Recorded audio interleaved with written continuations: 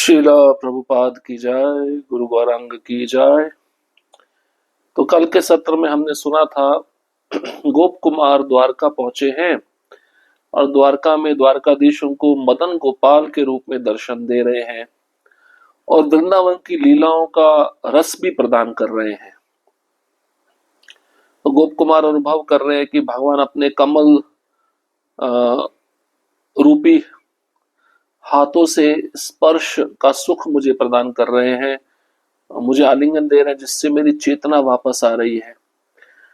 और उद्धव जी के संग में भगवान ने मुझे रखा है और भगवान की जो अंतस्थ इच्छा है उसको जानकर भगवान बलपूर्वक मुझे अपने घर में ले गए और मैंने अनुभव किया कि मेरा जीवन का जो अभिलाषा है वह पूर्ण हो गया, क्योंकि गोप कुमार स्वयं गोवर्धन में जन्मे हैं तो उनको भगवान मदन गोपाल प्रिय है और मदन गोपाल से संबंधित माधुर्य लीलाएं का दर्शन वे करना चाहते हैं। तो उद्धव जी की संगति में गोप कुमार द्वारकाधीश को मदन गोपाल के रूप में निहारते रहते हैं, उनको अपार हर्ष की अनुभूति होती है। अब वहां पर नारद जी आ जाते हैं। नारद जी को गोप कुमार कहते हैं कि आप सभी जगह मुझे मिल जाते हैं, मैंने आपको तपोलोक में भी देखा, वैकुंठ लोक में भी देखा और यहाँ भी देख रहा हूं द्वारका में। नारद जी ने कहा, तुम चंचल हो और ब्रज गोपालक हो, और मैंने तुम्हें पहले ये नहीं बताया क्या? जैसे अनेक स्थानों पर अनेक रूपों में श्री कृष्ण प्रकट होते हैं, वैसे हम उनके जो सेवक हैं, हम भी अनेक स्थानों में अनेक रूपों में प्रकट होते हैं। अब उसके पीछे नारद जी रहस्य बता रहे हैं।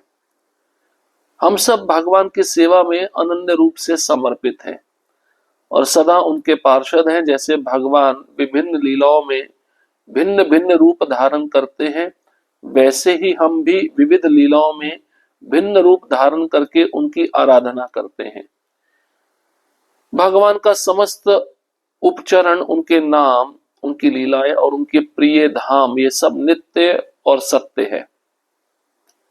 जान लो कि वे अभिन्न होते हुए भी अनेक रूपों में प्रकट हैं, क्योंकि ये सब नित्य, चिन्मय और आनंदमय है। आश्चर्य यह है कि यद्यपि तुम भी ऐसे ही हो, फिर भी इन लीलाओं में तुम अपना पूर्व स्वभाव प्रकट कर रहे हो।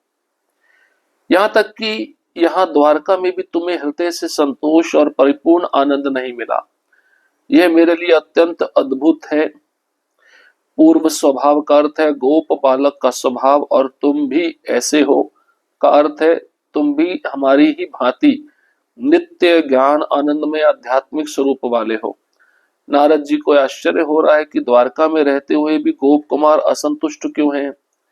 तो पिछले सत्र में हमने सुना था ना, यदुवंशी गोप कुमार को कहते हैं, तुम निर्धन बालक की तरह घूमते हो, तुम्हारे वस्त्र बहुत पुराने, हम तो यदुवंशी द्वारका में रहते हैं, राजसी वस्त्र पहनते हैं, चलो हमें तुम हमारे जैसे वस्त्र पहनो। और गोप कुमार मना कर देते हैं, नहीं, मेरा जो स्वभाव है उसी को मैं रखना चाहता हूं। अब नारद जी भी देखिए यही बात बता रहे हैं कि हम सभी सेवक भगवान के अनन्य रूप से भगवान को समर्पित हैं और हम सभी उनके पार्षद हैं, और जहां जहां भगवान अलग अलग प्रकार की लीलाएं करने के लिए जाते हैं, वैसे ही हम भी भगवान की विविध लीलाओं में अलग अलग रूप धारण करके उनकी आराधना करते हैं। तो भगवान का स्वभाव और भक्त का स्वभाव जो उनके पार्षद है एक ही है। भगवान का नाम, भगवान की लीलाएं, उनका प्रिय धाम, ये सब नित्य है, शाश्वत है और सत्य है। तो नारद मुनि गोप कुमार को कहते हैं, ये जान लो कि वे अभिन्न होते हुए भी अनेक रूपों में प्रकट हैं। भगवान के स्वरूप कितने सारे हैं, उन स्वरूपों में कोई अंतर नहीं है, क्योंकि ये सभी स्वरूप भगवान के नित्य, चिन्मय और आनंदमय हैं। और नारद मुनि कहते हैं कि यद्यपि तुम भी ऐसे ही हो, फिर भी इन लीलाओं में तुम अपना पूर्व स्वभाव प्रकट कर रहे हो। पूर्व स्वभाव क्या? गो बालक का स्वभाव, उसको तुम छोड़ नहीं रहे हो, तुम भी ऐसे हो। इसका अर्थ क्या है? तुम भी हमारी ही तरह नित्य हो, ज्ञानमय हो, आनंदमय हो, आध्यात्मिक स्वरूप वाले हो। अब नारद जी को क्या आश्चर्य हो रहा है, गोप बालक द्वारका में आकर भी अपना जो स्वभाव है उसको त्याग नहीं पा रहा है और गोप कुमार द्वारका में असंतुष्ट है। ये जानकर नारद जी को आश्चर्य हो रहा है। श्री गोप कुमार कहते हैं, मैंने उनके चरणों में प्रणाम करके निवेदन किया, भगवान आप सब कुछ जानते हैं। तब नारद जी मुस्कुराए और उद्धव जी के मुख की ओर देखकर बोले, हे उद्धव, यह गोवर्धन पर्वत पर गोप पुत्र के रूप में उत्पन्न हुआ। अत्यंत चंचल स्वभाव से यह स्थान स्थान पर उस वस्तु की खोज करता रहा है जिसे तुम और मैं भी नहीं प्राप्त कर सकते। उसे ना पाकर इसका हृदय पीड़ा और विषाद से भरा हुआ है। तुम्हारा हृदय वहां के जनों ब्रजवासी के लिए दया से भरा हुआ है, फिर भी फिर भी तुमने इसे एक क्षण के लिए भी क्यों नहीं मार्गदर्शन दिया। इसका घर हमसे अत्यंत दूर है और इसका सुख भी हमसे अत्यंत दूर है। हम उनके लिए प्रार्थना करते हैं परंतु वे हमारे लिए अत्यंत कठिनता से प्राप्त होते हैं। श्री सनातन गोस्वामी बताते हैं, यहाँ घर का तात्पर्य गोलोक धाम से है जो वैकुंठ से भी अत्यंत दूर और श्रेष्ठ है, और सुख का अर्थ है नंद नंदन के दर्शन और उनके साथ लीला संयोग का आनंद। यद्यपि नारद और उद्धव नित्य पार्षद है, फिर भी वे इस धाम और इस सुख की प्राप्ति के लिए प्रार्थना करते हैं। श्री उद्धव ने कहा, यह ब्रज भूमि में जन्मा है और वहीं गोप बालक रहा है। इसका विश्वास गोपाल के आराधन में ही है। यह हमसे भी अधिक उच्च है। तब नारद जी ने अत्यंत उत्साह और प्रसन्नता से उसे आलिंगन किया और कहा, ये शिक्षा दो कि यह अपने अभिलाषियों को शीघ्र किस प्रकार प्राप्त कर सकता है। उद्धव जी ने कहा, है महर्षि, मैं जन्म से क्षत्रिय हूँ, आपके रहते हुए मुझे शिक्षा नहीं देनी चाहिए। नारद जी हंसकर बोले, क्या वैकुंठ में भी तुम अपने को क्षत्रिय ही मानते हो।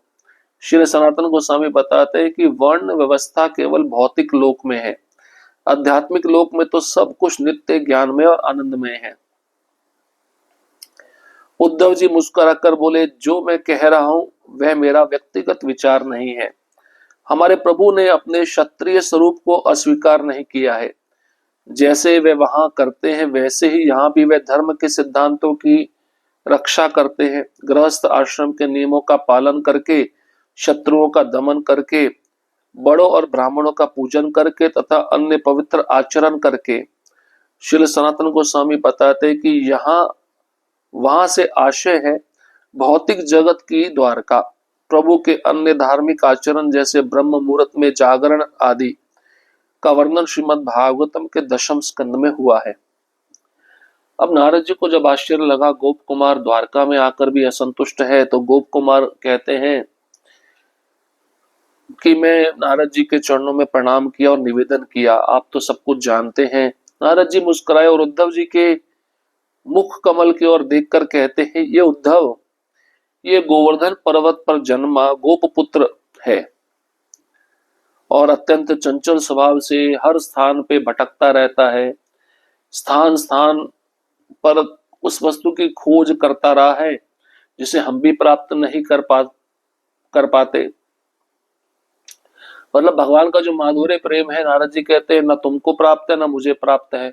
उद्धव जी को बता रहे, ये गोप कुमार को प्राप्त है। ये उसी प्रेम के लिए हर स्थान स्थान में उस वस्तु की खोज कर रहा है।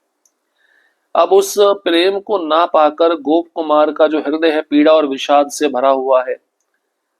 और नारद जी उद्धव जी को कहते, तुम्हारा हृदय तो वृंदावन वासियों के लिए दया से भरा हुआ है, तुमने इसे मार्गदर्शन क्यों नहीं दिया, तुम्हें इसको काउंसलिंग करनी चाहिए थी ना।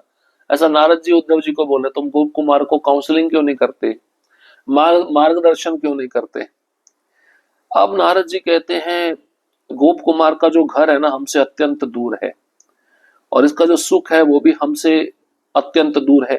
घर का मतलब ये गोलोक धाम का है, हम द्वारका वैकुंठ के हैं, इसलिए गोलोक धाम द्वारका वैकुंठ से भी बहुत दूर है और इसका जो सुख है वो भी हमसे अत्यंत दूर है। सुख का मतलब क्या है, नंद नंदन के दर्शन, मदन गोपाल के दर्शन, उनके साथ लीला संयोग का आनंद, ये उसका गोप कुमार का सुख है जो इसको प्राप्त है हमें प्राप्त नहीं है।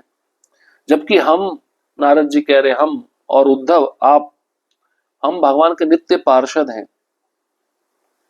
फिर भी वे इस धाम और इस सुख की प्राप्ति के लिए हम प्रार्थना करते रहते हैं।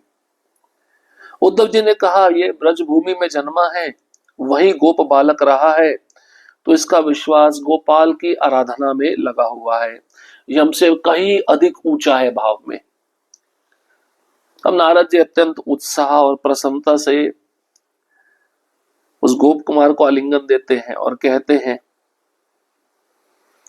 उद्धव जी को आलिंगन देते हैं और कहते हैं कि इसको शिक्षा दो, इसकी अभिलाषा जो है वो जल्दी पूरी हो जाए गोलोक धाम जाने की। उद्धव जी ने कहा, ठीक है महर्षि, अब देखिए मैं तो जन्म से क्षत्रिय हूं और आपके उपस्थित रहते हुए मैं गोप कुमार को शिक्षा नहीं दे सकता। नारद जी हंसकर बोलते, क्या वैकुंठ में भी तुम अपने को क्षत्रिय मानते हो? कहने का मतलब ये है, वैकुंठ में तो सभी भक्त भगवान की सेवा में लगे होते हैं, वहां पे ना कोई वर्ण है ना आश्रम है।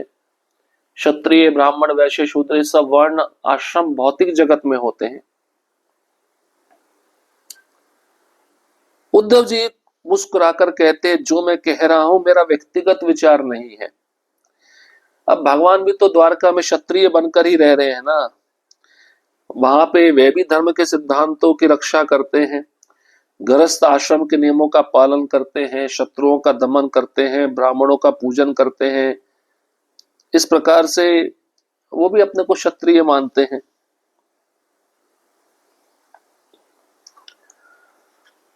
इन वचनों को सुनकर नारद जी का हृदय हर्ष से भर गया। वे विस्मय से परिपूर्ण होकर हंसने लगे, उछलने कूदने लगे और पुकारते हुए बोले, आहा, भगवान की लीलाओं की माधुर्य गरिमा का अद्भुत चमत्कार। आहा, उनके सेवकों जो उन्हीं के समान है का भगवान के प्रति गहन एकमात्र विश्वास। आहा, मैंने एक महान आश्चर्य देखा है। परमेश्वर जो वैकुंठ से भी ऊपर स्थित धाम में निवास करते हैं, वे अपने प्रिय जनों को प्रसन्न करने के लिए भौतिक जगत में लीलाएं करते हैं। हम जैसे लोग जब भगवान की इन लीलाओं को देखते हैं तो भ्रमित हो जाते हैं। क्या हम भौतिक जगत में हैं या वैकुंठ की द्वारका में? तुम्हारा प्रेम और भक्ति भगवान के चरण कमलों के लिए है, और भगवान जो अपने भक्तों से प्रेम करते हैं तुम्हारी इच्छाओं को पूर्ण करते हैं। तुम्हारे आचरण का वैकुंठ जीवन से कोई संबंध नहीं है, ना ही भौतिक ऐश्वर्य अथवा सांसारिक मित्र परिवार से। तुम सदैव विनम्र रहते हो और यही विनम्रता तुम्हारे प्रेम और भक्ति को और पुष्ट करती है। भगवान मानो साधारण मनुष्य की भांति लीलाएं करते हैं, जिससे उनके और भक्तों के बीच प्रेम का आदान प्रदान और भी प्रगाढ़ हो जाता है। उस प्रेम की महिमा कौन कह सकता है?